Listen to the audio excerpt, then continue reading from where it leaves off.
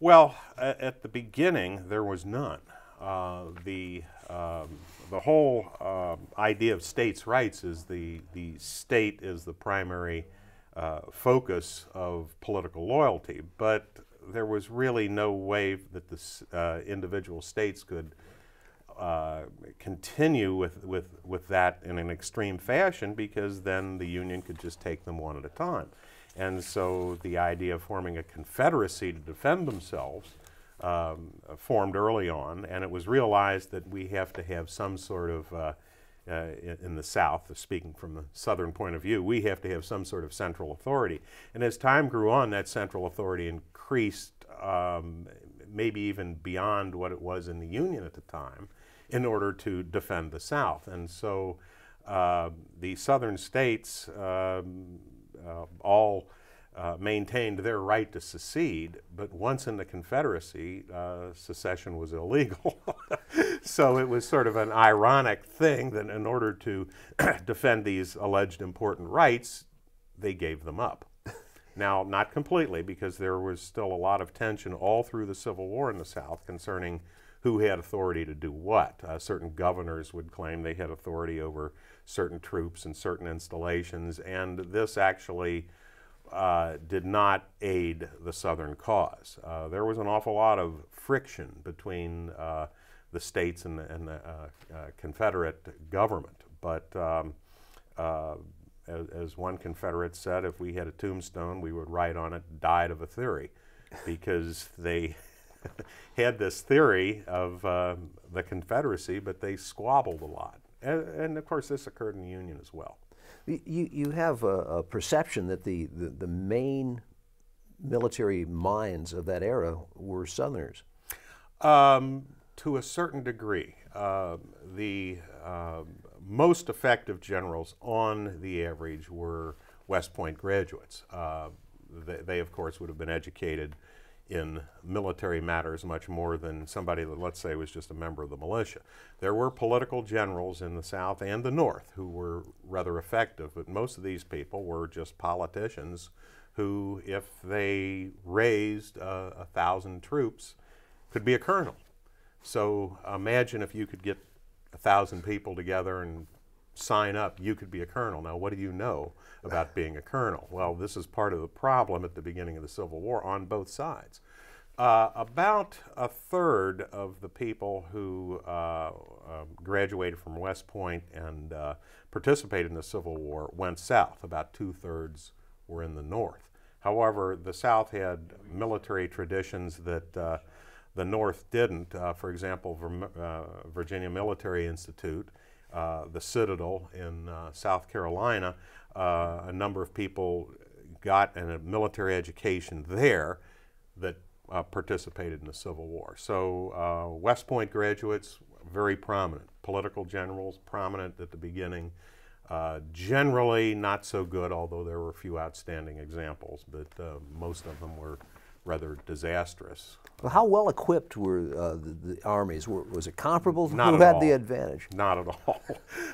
The Union Army before the Civil War had 16,000 people in it, which is a very, and by the way, a lot of these people were defending forts in the West, coastal installations, you name it. So the Army was very, very small. Now, there was a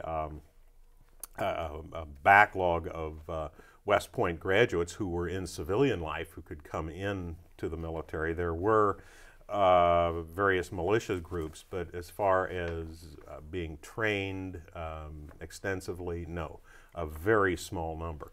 Now, when it comes to equipment, just about every firearm that was manufactured in the world at the time was used in the Civil War, and the reason is that you went from 16,000 people in the North to hundreds of thousands within months.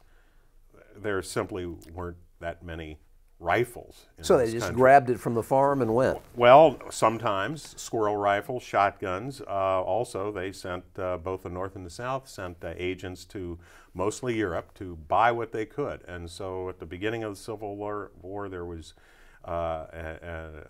just a a vast array of various arms that were used. They bought them in Belgian, Russian. Arms were used, the English and the French. And usually the arms that were sold weren't the best, right? If you're, let's say, the English Army and an American agent from North or South shows up wanting to buy arms, what do you sell them? And so there were a lot of really horrible arms that weren't very effective that were used at the beginning.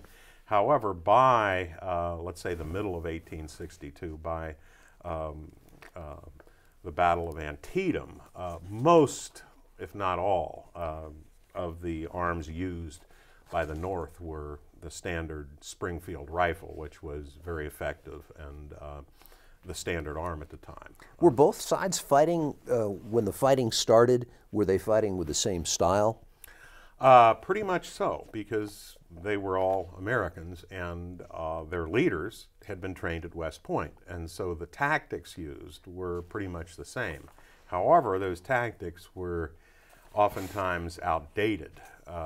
They were drawn from Europe, where there aren't as many fields. They were based on a kind of musket that was a very short range.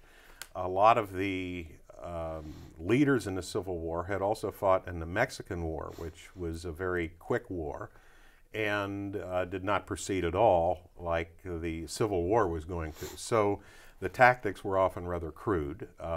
They had to be because the troops weren't trained. And so the idea of a small professional European army maneuvering all over these fields that they could maneuver over because there weren't a lot of woods and valleys just didn't work. Not only was the terrain different, but the troops weren't trained, and so it was very hard to get them from point A to B. And so oftentimes, especially early in the war, you just had these massive clashes where they just pretty much butted head on. And there were massive casualties too. How did the telegraph impact war, the beginning of it?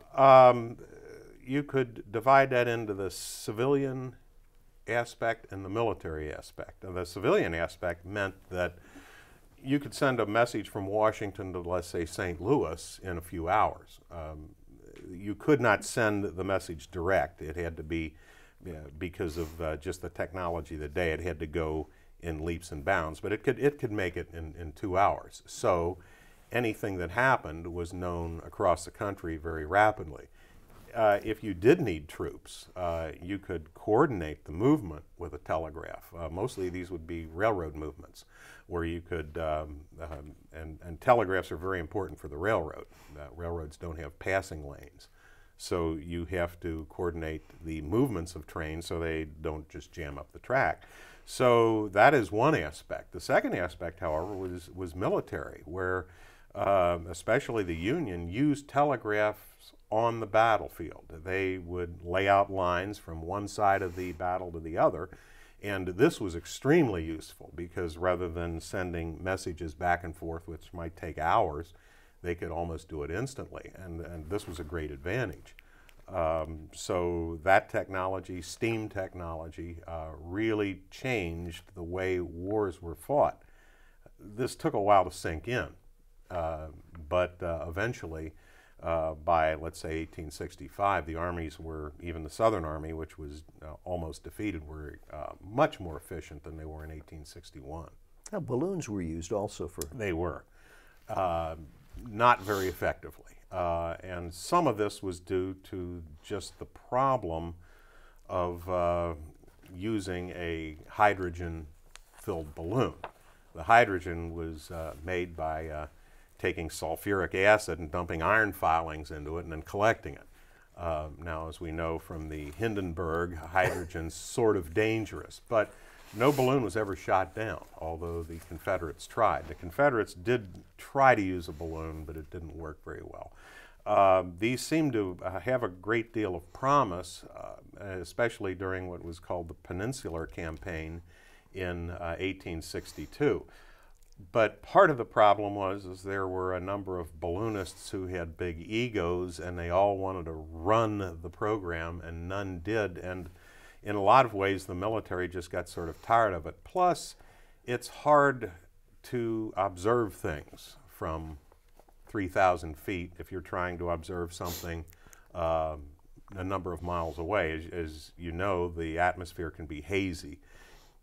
Then you have to tell people what you've observed, and this is not the easiest thing in the world either. They didn't have radios.